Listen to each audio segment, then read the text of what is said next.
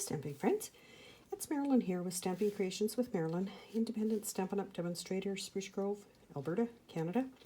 Here to share with you a split design that I've been working on and having lots of fun and games getting it to work right, cut the right layers and everything else. So I am going to try this again for today. I have the ornate style stamp set that I'm using the larger stamp from, and actually I'm using this corner one as well, and I am also using the words from this one, Always and Forever. So I have started with stamping, and I put this in the Stamparatus.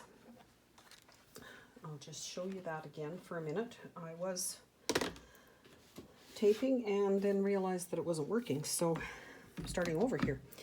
But in order to get that so that I can cut it down the center, I've made it twice the size I want, so it is 7.5 by 5, because I want my finished size to be 5 by 3, pardon me, 3 3/4.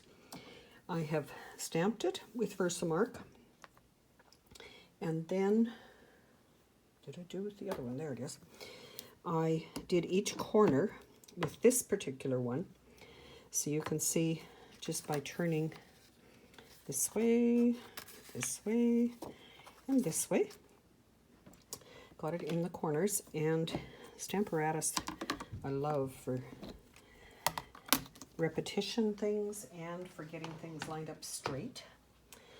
So then the next step I was doing, when I realized things weren't working very well, is the heat embossing. And that is using the heat tool to melt the embossing.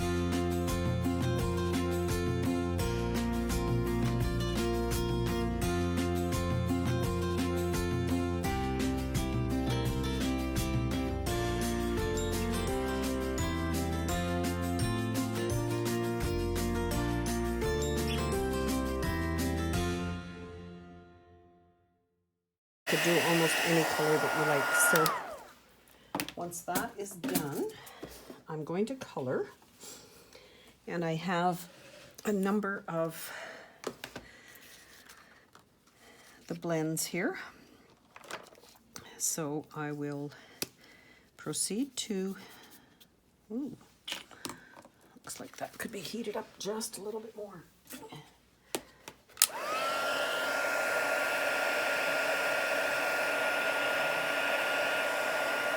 Anytime it looks dull, that means it hasn't melted. And of course you can go over it. You can actually, with the Stamparatus as well, you could stamp it and put embossing powder on it again for a second layer. I did that recently on a cutout where the words actually were cut out for Happy Birthday, and it really made them glossy. So another technique with the Stamparatus lined up so well. So I will, doesn't take too long, and just want to show you that I do the coloring all at once on virtually both cards, because as you can see, they do line up, and that way you're only getting your blends and markers out once. So it's a card that I've wanted to do for quite some time, and decided that this was the time.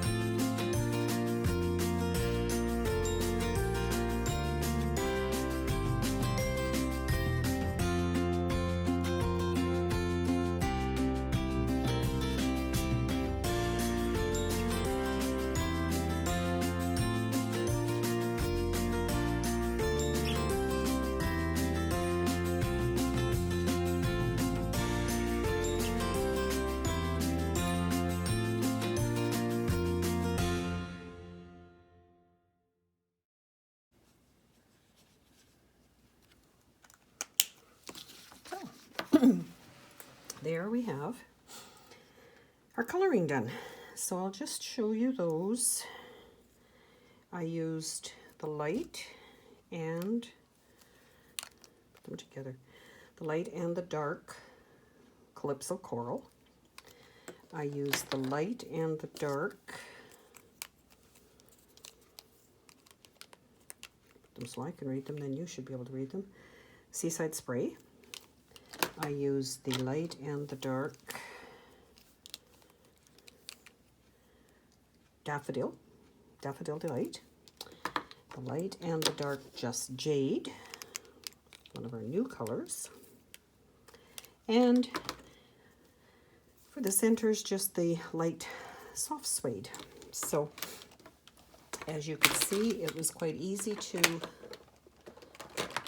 color with them. And the coloring is finished. The only thing left now is to kind of polish the gold again, just to get any of the, it helped some on those coral ones because they were looking quite dull. So there is my finished coloring. Now I would bring in my paper trimmer. And as I said in the beginning, I want to have this at 3 3/4. So that should put me at the center of that design. And there it is. So I have thick Whisper White cardstock to use as my card base. And I will finish one of the cards. I don't have layers here for both, but so that's my thick card base, and my layer of Just Jade is 4 by 5 1/4, and then my split design is going to go over top. And as you can see, I have one will go that way and one will go this way, and I will, because I'm very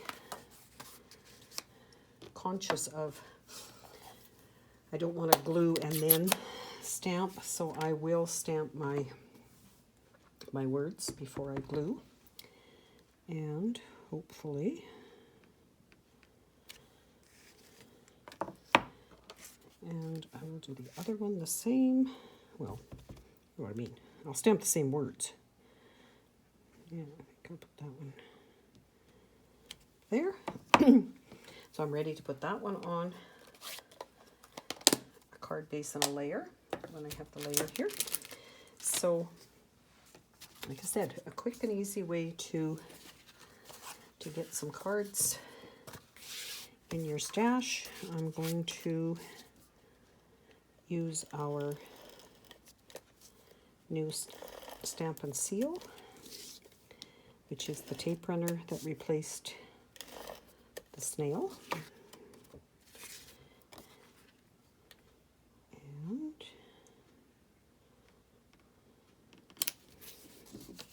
And this layer I will put on with dimensionals. Usually get that many of them off at once, but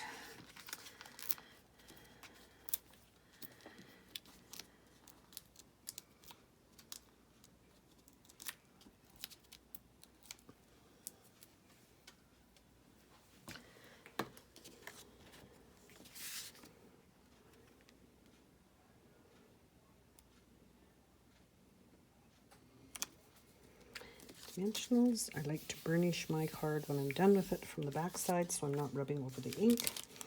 And then I will put probably 3 of these gilded gems, because I like to work in 3s. And they do come in different sizes. They're very bright and shiny, which is nice to have added to your card. And because on this particular one I did the corners, I'm not going to do the splatter like I did on these, but I think they all turned out very well. And you can see if you didn't have the layer behind that those do match. So a great way to make a number of cards in a short amount of time. And just thought I'd share that with you. So please leave a comment below. Let me know which one you liked, the left or the right. Left or right, I guess I should say. And if you've done a design like this before, and share your product, not your product, your finished project with below as well. I'd love to see what you've done. Leave me a comment. If you share my video, I will put your name in a draw for a card, and if you comment, I'll also put your name in a draw. So love to hear from you. Take care till next time. Bye now.